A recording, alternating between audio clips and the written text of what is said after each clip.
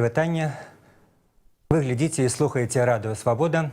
В студии Виталий Тиханков, и мы начинаем живый эфир, присвяченный апошнім драматичным падзеям вакол президентской кампании в Беларуси.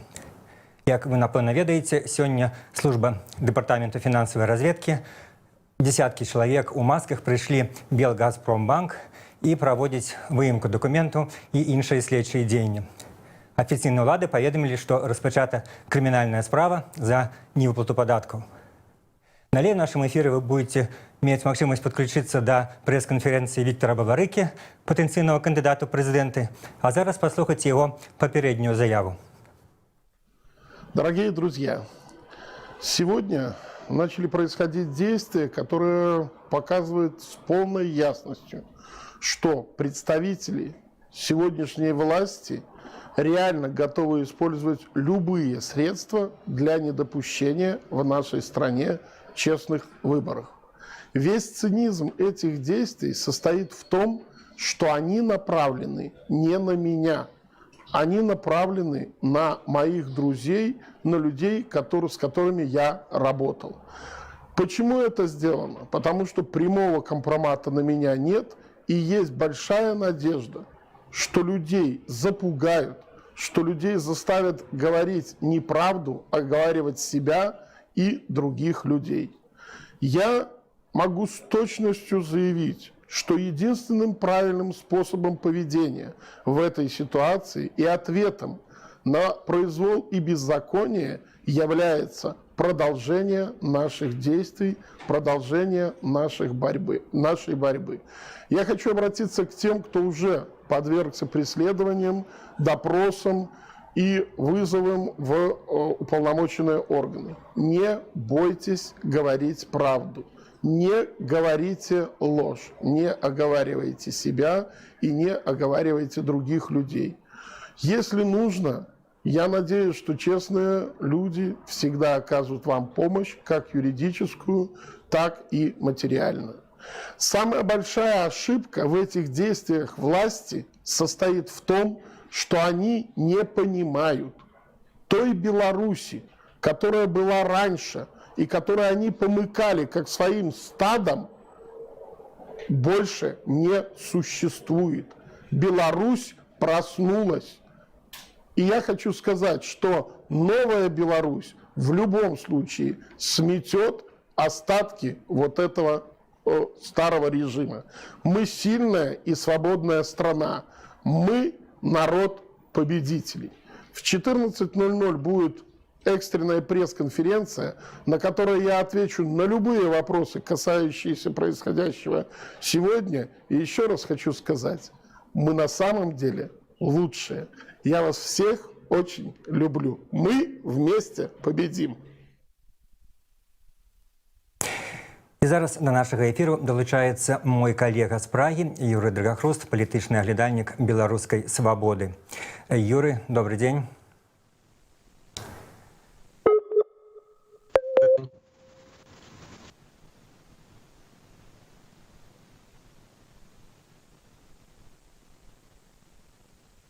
Юра, чуете меня? Я чую вас. Добрый день. Юрий, давайте абмяркуем, што азначае гэты паварот у выбарчай кампаніі. Здаецца, улада ўсё больш стала сыходзіць на нейкія сілавыя рэйкі в гэтай выбарчай кампаніі, і што яе прымусіла гэта рабіць? Ці яны убачылі кандыдатаў, найперш Бабарыкі, магчыма, Цыпкалы, ад кандыдатаў, якія заклікаюць да больш яркага пратэсту, ці нейкія, можа быць, унутраныя прычыны, але наколькі быў гэты чаканы паварот?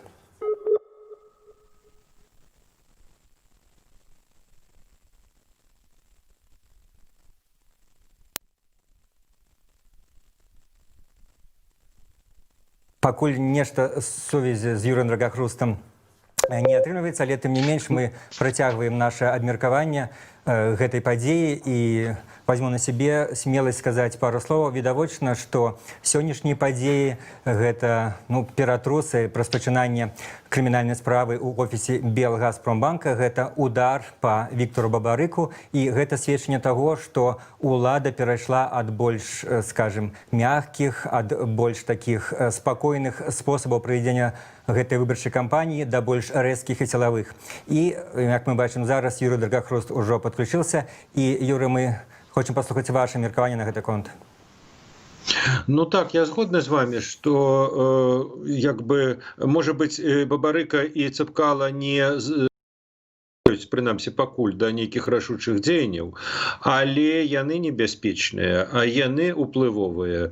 Яны уплываюць не толькі на грамадства ў цэлым, але яны уплываюць і на, скажем так, номенклатуру, на уладную эліту. Пра што сам Лукашенко пэўны час таму ўжо гаварыў, што тут за каго хто падпісваецца, тым ліку і з чыноўнікаў.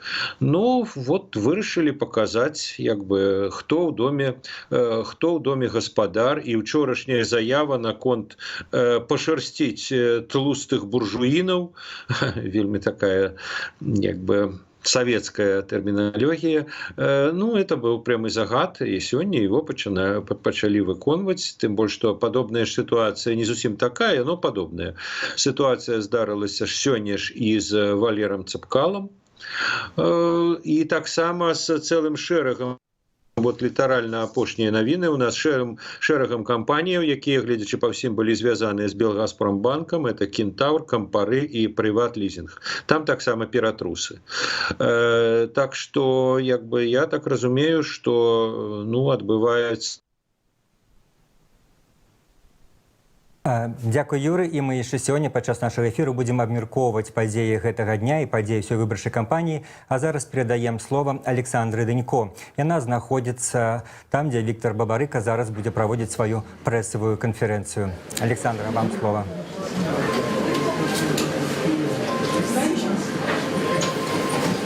Вітаем вас, беларуская служба радыё Свабода. Мы знаходзімся ў офісе, у якім цяпер працуе каманда прэтэндэнта ў кандыдаты ў прэзідэнты Віктора Бабарыкі. І цяпер тут адбудзецца тэрміновая прэсавая канферэнцыя самога Віктора Бабарыкі. Нагода для гэтага ёсць.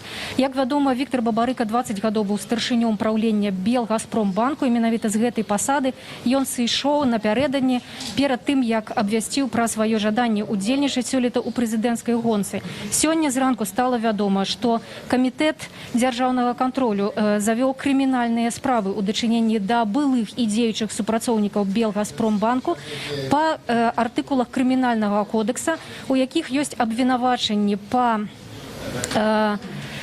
несплаце падаткаў у асабліва буйным памеры і таксама ў легалізацыі прыбыткаў, якія здабытыя злачынным чынам. Сёння ў офісе Белгазпромбанка, у галаўным офісе ў Менску, адбыўся вобшук. Там працавалі супрацоўнікі дэпартамента фінансавых расследаванняў, структурах. Дарэчы, камерцыйныя структуры таксама з'яўляюцца падазраванымі ў здзяйсненні гэтых злачынцаў крымінальную справу, ў дачыненні да якіх вядзе камітэт дзяржаўнага кантролю. І гэта такія фірмы, як Прыватлізінг, страхавая кампанія Кентавр і таксама кампанія Кампары. Варта згадаць, што Александр Лукашенко, калі выказваўся пра Віктора Бабарыку некалькі тыдняў таму, згадваў пра кампанію Прыватлізінг, і СМІ спрабавалі даведацца больш пра тое, якім чынам звязаная гэтая кампанія Прыватлізінг і Віктор Бабарыка. Віктор Бабарыка таксама коратка тлумачыў, якія паміж імі могуць быць сувязі. Штаб Віктора Бабарыкі, ягоная каманда адрэагавала на тое, што адбываецца. Віктор Бабарыка ўжо выйшаў у прамы эфір.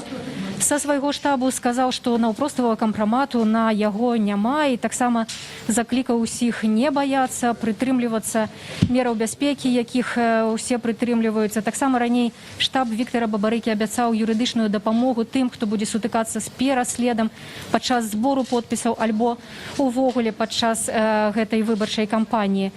Вось Віктор Бабарыка ўжо з'яўляецца ў кадры. Пачынаем.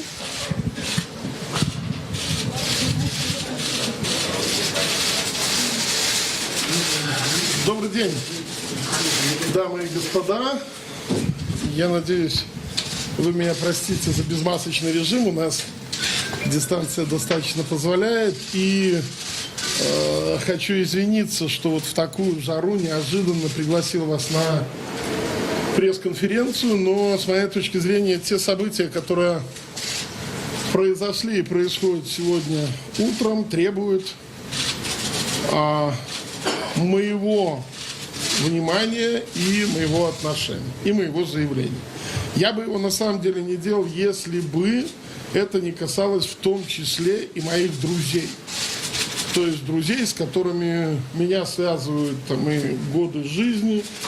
А это значит, наверное, каким-то образом является следствием фразы, которую один из кандидатов в кандидаты произнес публично и касался деятельности компании «Приватлизинг». И дальше, собственно, развернулось, что там обвинение в жульничестве, в деньгах или еще там, хранящихся в иностранных банках или где-то. Я хочу еще раз сказать.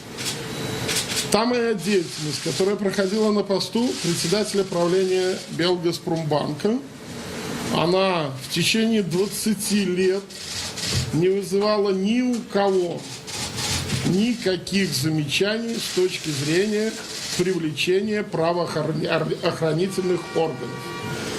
Белгазпромбанк в это время проходил международные аудиты белорусскими компаниями. Он подвергался действиям и анализу со стороны ревизионных компаний наших акционеров. Он проходил проверки Национального банка. И последняя проверка, внеплановая и экстренная, закончилась в январе этого года. Ни одни из этих проверок не обнаруживали никаких существенных замечаний в деятельности Белгазпромбанка, которые могли бы быть причиной таких действий по отношению сегодня, в том числе и к сотрудникам Белгазпромбанка. Я это хочу подчеркнуть. А где-то, наверное, не помню, в середине 2000-х годов, скорее всего, вызванное там, моим заявлением, кто помнит, «Живе Беларусь», я знаю, что в рамках там, активных действий компанию «Приватлизинг» и связанные с ним тоже проверяли. Проверяли долго, тщательно. Я это знаю, потому что, собственно, заходили ко мне и просили, значит, содействия. Я в этом отношении содействовал во всем.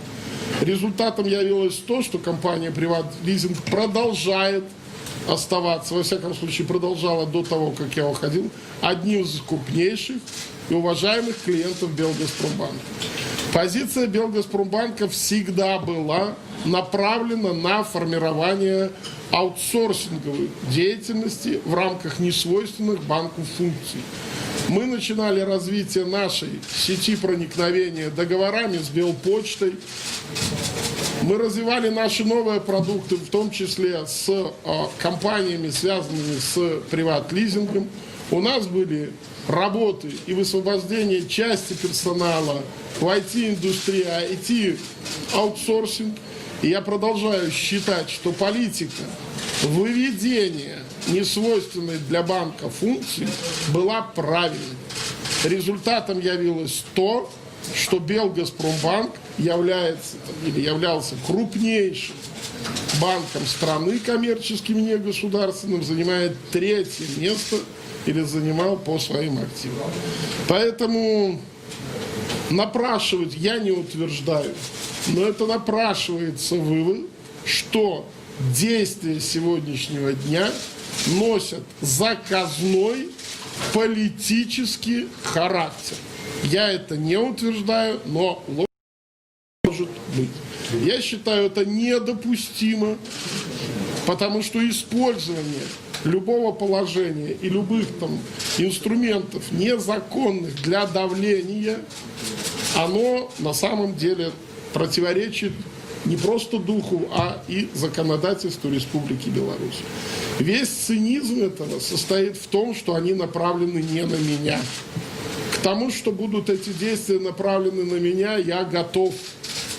Но цинично направлять их на людей, которая просто вина состоит в том, что они работали в организации, которой руководил я, являются моими друзьями, я считаю, это верхом просто человеческой непорядочности. Поэтому я хотел бы перед ними всеми извиниться и сказать, что они на самом деле лучшие, с кем мне довелось в жизни встречаться. Это относится в том числе к его акционерам и к его руководителям.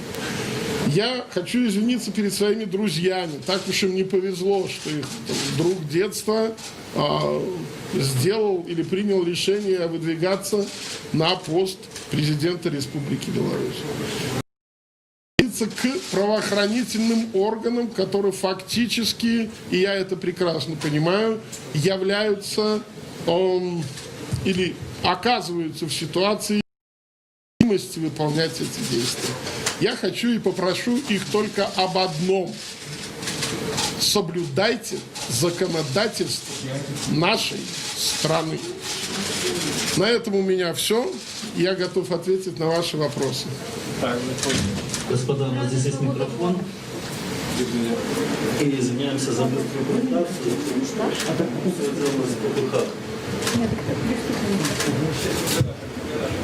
Радує свобода. Скажіть, будь ласка, сьогодні в обшуки пройшли у Білгазпромбанку, зрозуміло, у компаніях «Кентавр», у компаніях «Приватлізинг» і у компанії «Кампарі».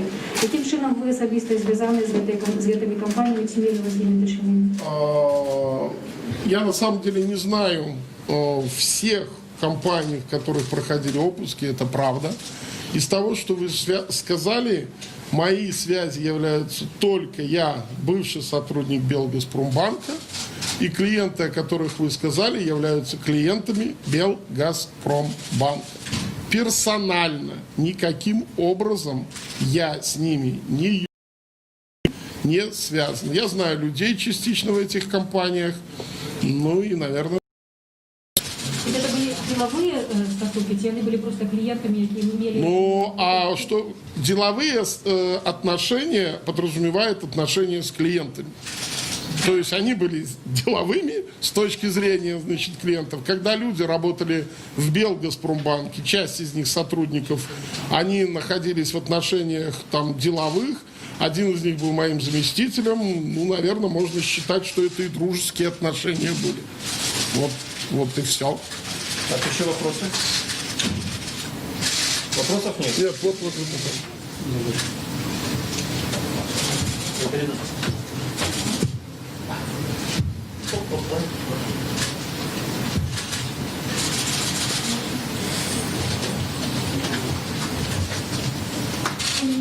Добрый день еще раз. Второй Субай. Продолжение предыдущего вопроса.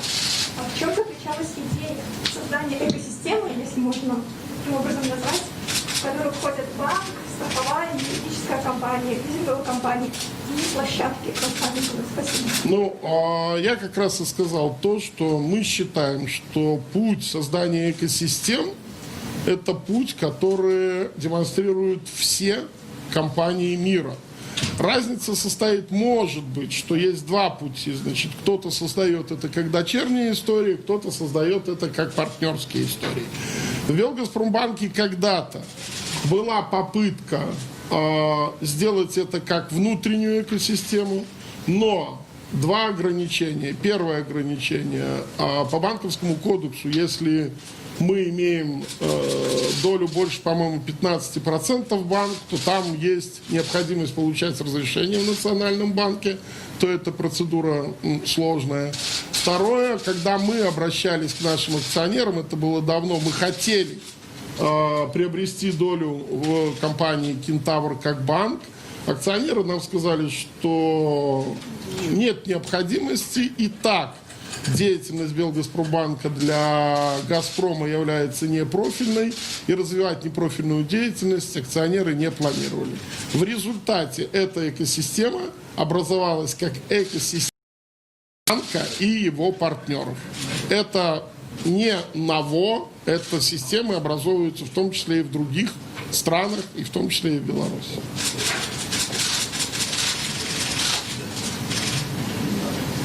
Александра Богуславская, Deutsche Welle. Скажите, вы сейчас не ожидаете или не боитесь, что давление будет и на вас лично? Как я уже сказал, на самом деле я в первую очередь ожидал именно давления на меня лично. И по разным неподтвержденным, там, анонимным и все, и вот была информация, что именно по мне и будет нанесен первый удар. И то, что он нанесен не по мне, с моей точки зрения, означает только одно. Против меня лично нет ничего. Поэтому там пытаются найти, наверное, какие-то другие истории.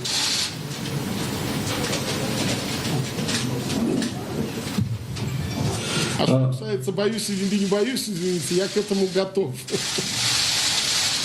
Андрей Мавковский, агентство Рейтер. Скажите, пожалуйста, вы предполагаете вносить коррективы в избирательную кампанию в связи с тем, что происходит? И есть ли у вас план на случай, если вам откажут регистрацию? Значит, вносить никаких корректив мы не будем, потому что по ощущениям сегодняшнего дня наши члены инициативной группы сказали, мы выйдем и продолжим еще активней работать по сбору подписей.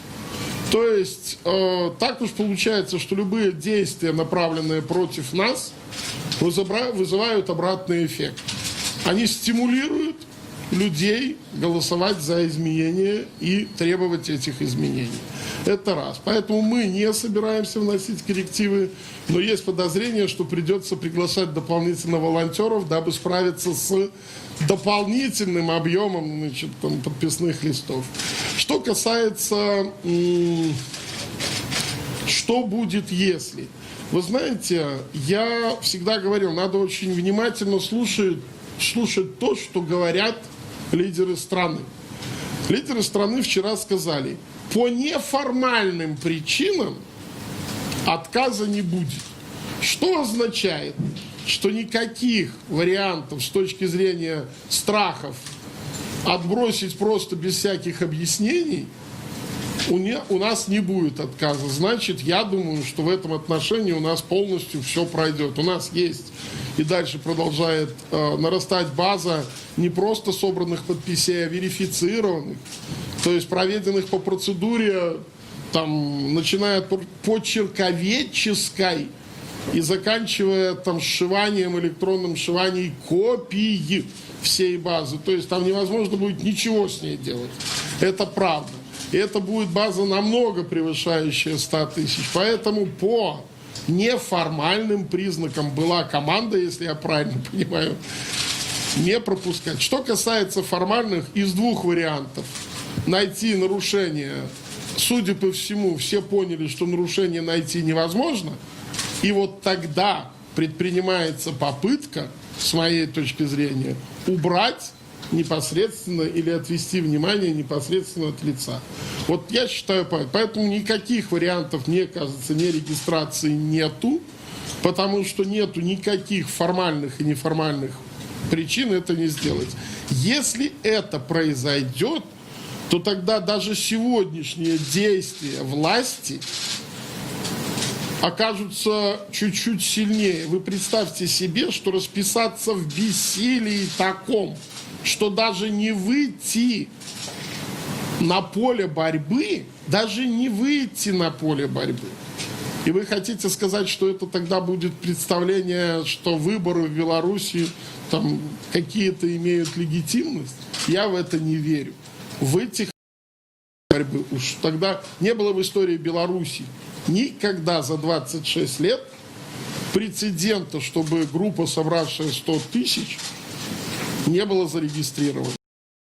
Да. По-моему, там мне говорили, что вроде то ли в 15-м какой-то был, но там был тот реальный фейк. Поэтому я, например, считаю, что нерегистрация нашей группы – это вообще не просто позор, а это признание того, что рейтинги, публикуемые в независимых изданиях, правильные. На это я не верю, что кто-то пойдет. сказать про Барыш-Радоурация. Скажите, а сколько у вас уже собрано на сегодняшний день? И коли вас региструють, то ви так своєю командою і пойдете, типу спробуєте домовитися з іншими політичними силами, які не удельничали в этой кампании, у тим ліку національно ориентованими, демократичними? Да, ну, я, если честно, вот в связи с вот этими событиями утренними даже не поинтересовался, сколько у нас на сегодняшний момент, но могу точно сказать, больше 300 тысяч наверняка уже есть. Значит, так называемых подтвержденных. Что значит подтвержденных? Это мы знаем, что они находятся на руках у членов инициативной группы, подписаны и оформлены. Что касается листов, выверенных идеально, то о них уже больше 100 тысяч. И мы сегодня собирались уже начинать сдавать их в центральную избирательную, вернее, в окружные избирательные комиссии. Если успеем, начнем это делать с сегодняшнего дня. Ожидание то, что там, будем ли мы объединяться или нет, я уже говорил, мы сторонники любых объединений при двух условиях. Первое условие, у нас должны совпадать цели. То есть мы должны понимать, что мы объединяемся с какими-то понятными целями, потому что есть там некоторые кандидаты, которые там призывают к срыву выборов, мы нет, мы пойдем на выборы. И второе, когда будут совпадать хотя бы видение движения. То есть там, я готов к объединению с любыми кандидатами, которые отвечают вот этим условиям.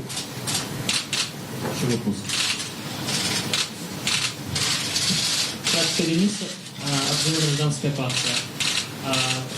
Подскажите, пожалуйста, вот сегодня Светлана Тихановская заявила о том, что она снимает на этих выходных свои пикеты, а другие кандидаты, Николай Козлов, допустим, и Ольга Ковалькова, наоборот, мобилизуют своих сторонников в воскресенье и призывают прийти на такой вот пикет солидарности с противоправными действиями властей. Какие действия у вас и у вашего штаба на вот эти вот последние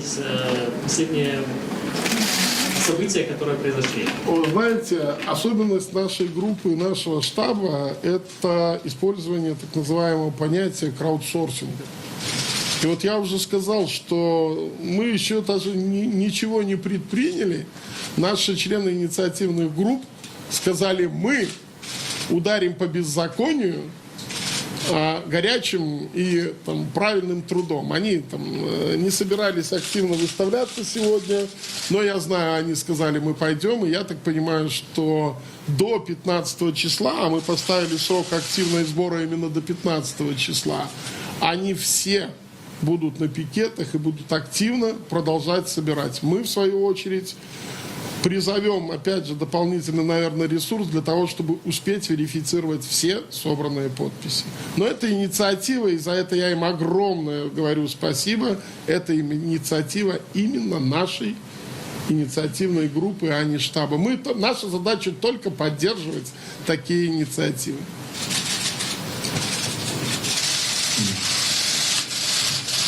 Добрый день.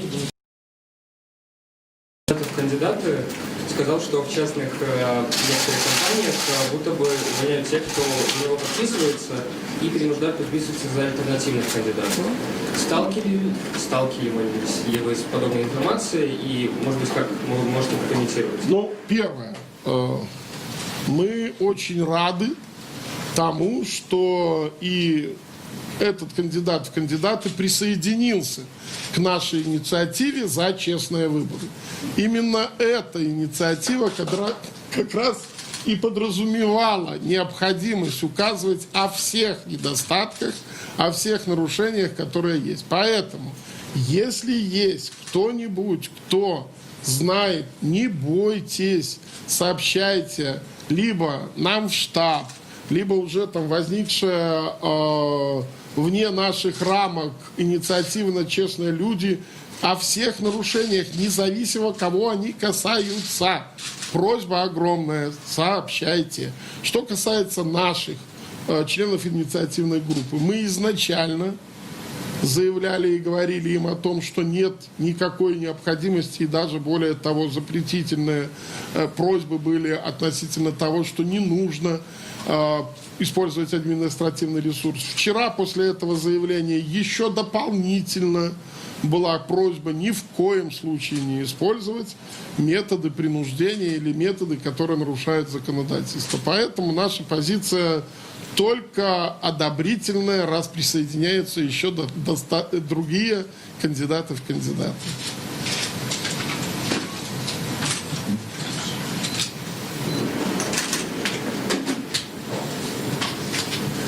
Здравствуйте, Европейское радио, Матузова Юлия. А можете вы прокомментировать роль латвийских компаний, вот, которые фигурируют среди фирм контрагентов Белгазпромбанка?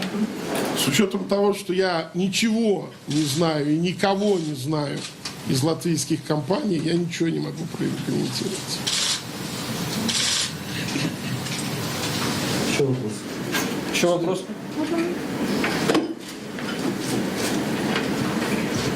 А наскільки ви лічите, що ті кроки, які ми бачимо сьогодні, що влада обмежується, і коли лічите, що нету, яких дальнейших кроків, какого плану чекати? То есть я не очень понял, как она может отмежеваться от действий, которые она предпринимает. Ограничиться, значит, это самое. А мне показалось отмежеваться, значит, это самое.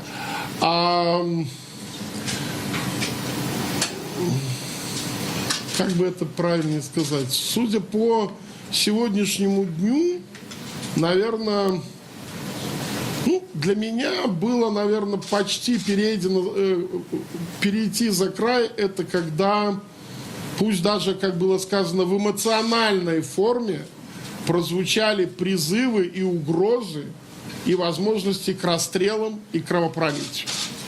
Я думал, что это, уже почти на краю, но раз это допустимое эмоциональное высказывание, допустим. Сейчас вот эти действия, к сожалению, наверное, показывают, что законы как-то, граница как-то переступлена, Рубикон перейден, и поэтому любые ожидания или любые провокации, любые действия я уже допускаю, но единственное, что я продолжаю не допускать, это физическое устранение и физическое насилие по отношению как к людям, которые работают или являются работают в штабе или там каким-то образом там, сотрудники каких-то компаний, либо против меня. До сих пор я не верю в то, что может быть физическое насилие. Да. Питання, напрямую, ви використовували своє службове становище в Белгазпромбанку як розрознення схеми красти себе гроші? Вы знаете,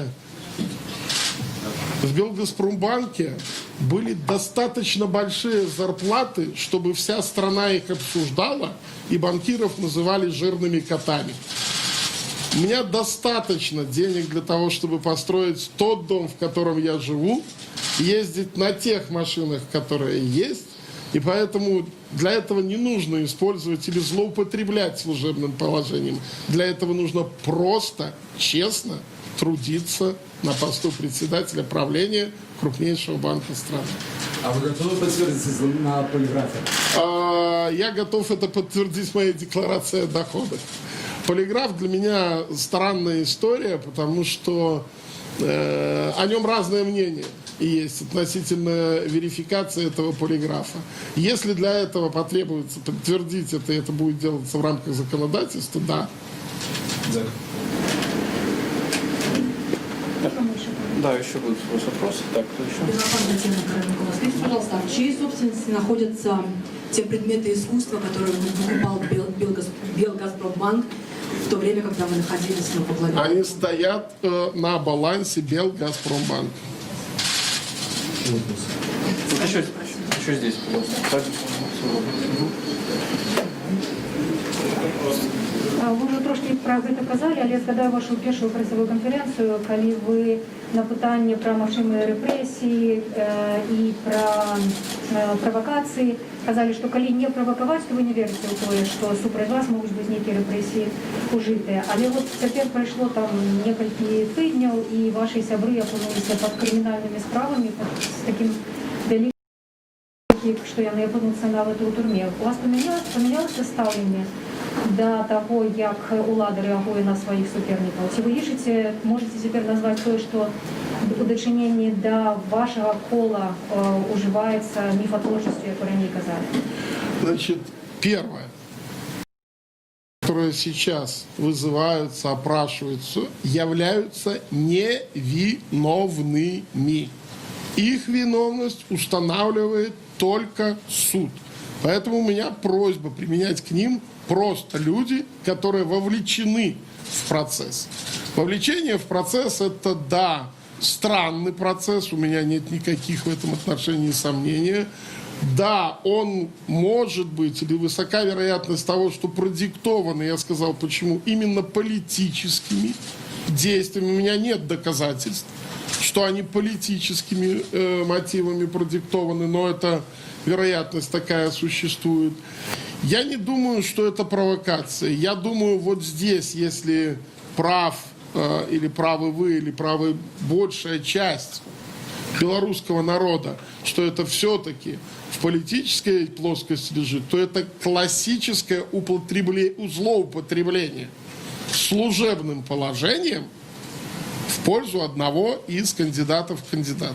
Но эта правовая оценка, то, собственно, там не мне должна, значит, принадлежать. Поэтому я могу сказать, действия, я продолжаю придерживаться того, что действия пока не носят репрессивного характера, не наказан ни один человек, вовлеченный в этот процесс.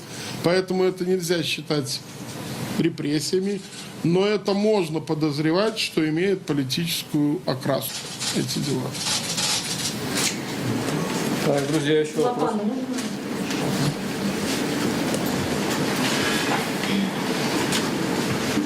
Я хочу уточнить, я правильно поняла вашу позицию, что все, что происходит в Беларуси за последние несколько недель в отношении Тихановского, других кандидатов, угроз, запугивания, вы не считаете это репрессиями? Ну, вы знаете, давайте тогда, вот у нас, наверное, опять я совершаю ошибку, которую совершил на пресс-конференции конференции. Давайте определимся, что вы подразумеваете под репрессиями, когда задаете этот вопрос, потому что я хочу просто уточнить. Потому что если вы подразумеваете под репрессиями задержание, провокации и там вызовы на допрос в рамках политического действия, то, конечно, да. Но я под репрессиями подразумеваю несколько иное, то, что находится в определении, а именно уже совершенные действия, приведшие к каким-то последствиям. На сегодняшний день пострадавших по закону какому, насколько я знаю, нет. Поэтому для того, чтобы уточнить этот вопрос, что вы подразумеваете под словом «репрессия»? Под словом «репрессии» я подразумеваю любые действия властей, которые направлены на запугивание людей, на препятствование ведению избирательной кампании, тогда, на прочее. Тогда, если в вашей терминологии, то тогда, безусловно, это репрессии. Как я уже сказал, в моей терминологии это не относилось к репрессиям. Это к запугиванию. Это провокационные действия, запугивание, вот то, что это самое. Вот и все. Но это пока давайте, самый простой путь. Если у кого есть Google, можно в Википедии определение репрессий. Давайте вот просто такой вот, дабы... Что отбывается с Тихановским? Это репрессии сильно? Тихановский на сегодняшний день не виновен.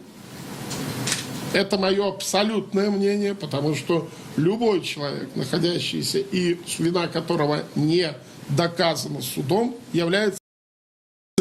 Есть ошибки судебных, властей, когда они задерживают невиновных и по мере выяснения отпускают. Если они сделали противоправное действие, задержали невиновного человека и не доказали Я считаю, что по этому поводу нужно возбуждать дело против незаконных действий властей. Если будет доказана вина Тихановского в тех преступлениях, значит, он виновен. Репрессии что такое? Нет, никто все-таки не посмотрел. Хорошо. Не будем копаться. Нет, просто на самом деле мы иногда по-разному воспринимаем слова и определения, и в этом кроется ошибка, реально ошибка или недопонимание. Я погуглила. Так, Да. ну, смотрите, подождите, мы по... Политические репрессии – это подавление, наказание, карательные меры, применяемые государственными органами с целью защиты и сохранения существующего строя. То есть, Любые политические репрессии являются проявлением. то есть как раз в большей степени ближе ко мне наказание является определение вины. То, что вы говорите сейчас, это все-таки не совсем попадает под репрессии. Но окей, все. Да, позицию услышали, Виктора Дмитриевича. Еще есть Господа, вопросы? еще вопрос есть на галерке? Нам сложно подходить к программе. Виктор, здравствуйте, социальная безопасность. Такой вопрос, канал.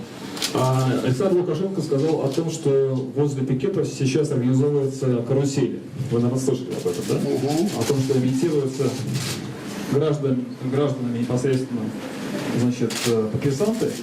Планируете ли вы, помимо бумажных подписей непосредственно, которые вы собрали, сформировать какой-то марш?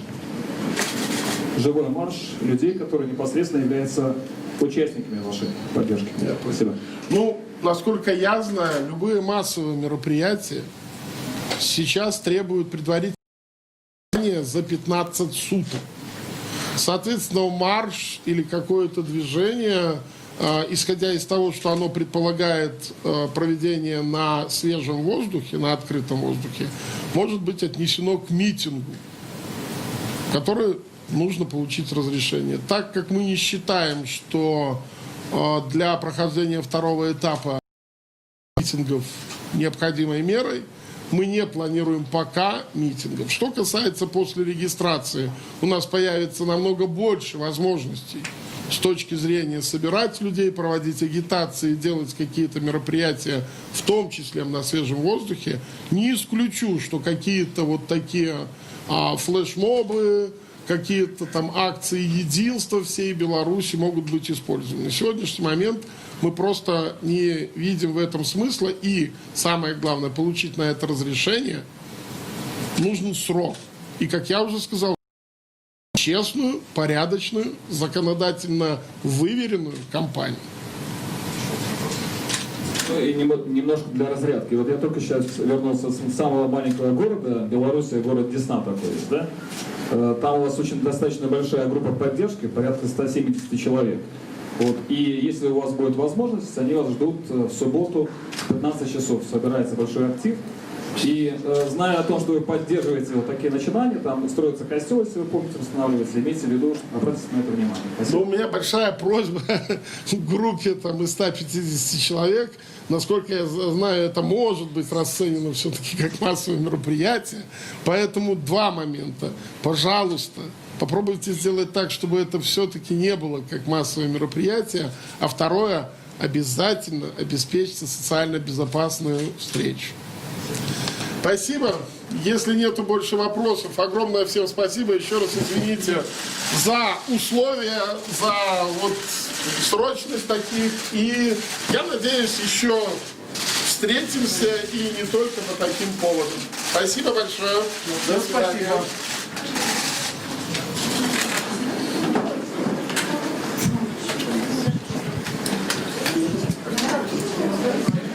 Толькі што ў жывым эфіры скончылася прэсавая канферэнцыя Віктара Бабарыкі. Нагадаю, што галоўныя пытанні, якія яму тут задаваліся, гэта крымінальныя справы, якія заведзеныя камітэтам дзяржаўнага кантролю ў дачыненні да былых і дзеючых супрацоўнікаў Белгазпромбанка і таксама камерцыйных структур. Мы ведаем, што сёння ў Менску праведзеныя вобшукі у кампаніях Кампары, Прыват-лізінг і страхавой кампаніі Кентаур. Самае галоўнае, што сказаць, он лічыць, што дзеянні следчых у межах гэтага крымінальнага пераследу носяць Оскар, ён заявіў пра тое, што яму вельмі шкада, што ягоныя сябры шмат з кім з гэтых людзей яго звязваюць сяброўскія, даўнія сяброўскія дачыненні, альбо яны працавалі разам. Яму вельмі шкада, што яны апынуліся пад ударам з-за таго, што, як ён сказаў, іхны сябар дзяцінства вырашыў балатавацца ў прэзідэнты. Ну і таксама можна заўважыць, што Віктор Бабарыка трымаецца такой вельмі цэнтрысцкай пазіцыі. Ён дагэтуль не наважваецца называць рэпрэсіямі альбо палітычнымі рэпрэсіямі тыя дзеянні, прадпрымае у дачыненні да сваіх апанентаў на гэтых прэзідэнцкіх выбарах, таму што па ягоным меркаванні рэпрэсіямі можна называць толькі тыя дзеянні, якія сканчаюцца канкрэтным пакараннем. На гэты момант ён лічыць, што ніхто не пакараны, а значыць гэта нельга назваць рэпрэсіямі. І таксама варта згадаць, што ён пракаментаваў справу Сергея Ціхановскага, гэта кіраўнік ініцыятыўнай, які цяпер таксама знаходзіцца ў турме па абвінавачанні ў крымінальнай справе. Ён сказаў, што Сергей Ціхановскі невіноўны, але ізноў жа, відаць, Віктор Бабарыка чакае, пакуль будзе прынятае следчымі адпаведнае рашэнне ў дачыненні да яго. А цяпер вернемся ў менскую студыю, паслухаем, што кажуць на гэты конт нашы аналітыкі.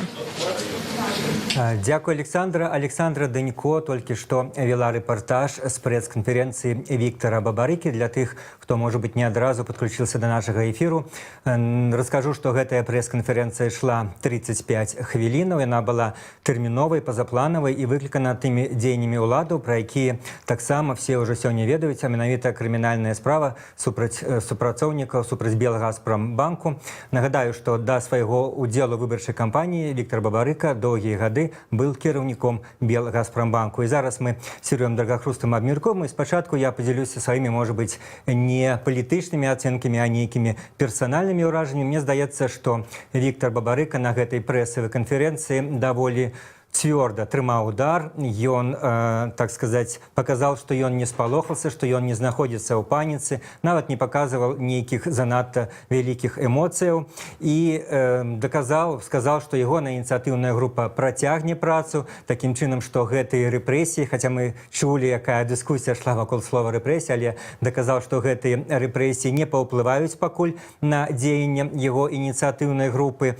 Ну і ў цэлым можна сказаць, што цяпер уже пераходзячы да нейкіх палітычных ацэнак, што відавочна, што ўлада хоча радыкалізаваць сцэнар выбараў і нават радыкалізаваць самога Бабарыку сваімі наскокамі, на яго заявамі. Александр Лукашенко гэта дабіваецца, а цяпер уже і канкрэтнымі дзеяннямі. Ну і можна сказаць, што ў пэўным сэнсе Віктор Бабарыка ўжо адрозніваецца ад таго чалавека, які вступіў у выбарчую кампанію. Цяпер ён гаворыць больш рэзка. Я працытую гэта яго сённяшнюю даволі вядомую ўжо заяву: Беларусь прачнулася, новая Беларусь змяце рэшткі гэтага рэжыму, але разам з тым ён не хоча там па-ранейшаму станавіцца занадта радыкальным, відавочна, каб не згубіць нейкія тыя часткі электарату, якіх можа адштурхнуць вось занадта такая радыкальнасць.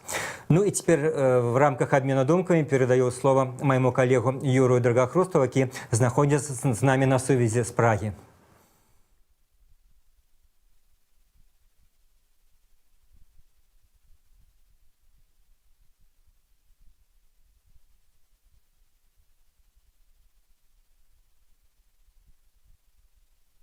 Уже традыцыйна сёння не адразу усталёваецца сувязь з Прагай, і спадзяемся, пакуль яна усталюецца, я яшчэ працягну, можа быць, дзеліцца нейкімі ўражаннямі. Мы памятаем, што Віктор Бабарыка падчас гэтай сваёй прэсавай канферэнцыі сказаў, што няма ніякіх заваг за 20 гадоў яго працы ў Белгазпромбанку, не было да яго ніякіх заваг. Праходзілі шматлікія камісіі, праверкі, ніколі нічога не было. Я абсалютна чысты, ён з упэўненасцю сказаў, і калі удар па кімсьці наносіцца, то ён наносіцца па маім сябрам, калегам, менавіта таму, што да мяне няма да чого дачапіцца, да мяне няма ніякага кампрамата. Тут міжволі хочацца згадаць прыклады, якія, магчыма, больш Памятае, у сярэдзіне 90-х прэм'ер-міністр Беларусі Михаил Чыгір, першы прэм'ер-міністр пры Александры Лукашенко, ён таксама быў былы банкір. І калі ён сышоў в знак пратэста супраць палітыкі Лукашэнкі з пасады прэм'ера, спачатку з'ехаў у Маскву, працаваў там, але потым ён вярнуўся ў Беларусь і вступіў у кампанію альтэрнатыўных выбараў. Былі такія выбары, калі арганізоўвала апазіцыя, заяўляючы, што Лукашенко ўжо не мае права прымаць іх удзел. І адразу ўлада знайшла да чаго дачапіцца, Чыгіра пасадзілі таксама па нейкім такім дастаткова надуманым эканамічным артыкуле. Але да гэтага Чыгір быў прэм'ерам і ніякіх не было да яго прэтэнзій. Сёння пра тое, што да яго няма прэтэнзій, гаворыць Віктор Бабарыка. І калі мы разумеем, наладзілася сувязь з Прагай, але зноў-такі не наладзілася таку. І яшчэ, напэўна, некалькі слоў пра сённяшнюю прэсавую канферэнцыю. Я хочу сказаць, што любыя заявы і Віктора Бабарыкі, і другіх удзельнікаў выбарчай кампаніі абавязкова знаходзьце на сайце Свабоды. А гэты наш рэпартаж, поўны рэпартаж з прэс-канферэнцыі Віктора Бабарыкі і некаторыя палітычныя ацэнкі вы можаце глядзець на сайце Свабоды, на Ютубе, а таксама на ўсіх сацыяльных сетках Радыё Свабода. З вами быў Цыганков. Дзякуй за ўвагу. Заставайцеся са Свабодай.